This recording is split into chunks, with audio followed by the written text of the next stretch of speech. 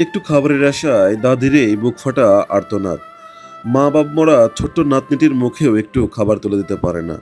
বাচ্চাটি খাবারের জন্য কান্নাকাটি করে। কান্না করতে করতেই ঘুমিয়ে যায়। আমি আপনাদের বলেছিলাম আপনারা যদি ৫০,০০০ মানুষ ভিডিওটি শেয়ার করেন তাহলে অবশ্যই আমি তাদেরকে ১ মাসের বাজার করে দেব।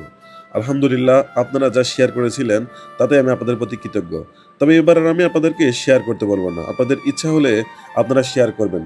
তাহলে আমি এই দাদিকে আবারও ঈদের মধ্যে বাজার করে দিতে পারবো ইনশাআল্লাহ। ছোট্ট এই বাচ্চাটির মা-বাবা একটি দুর্ঘটনায় মারা যায়। তারপর থেকেই অসহায় হয়ে পড়েন ছোট্ট বাচ্চাটি। দাদির কাছে ঠাঁই হলেও দাদি ঠিকমতো তার মুখে একটু খাবার তুলে দিতে পারে না।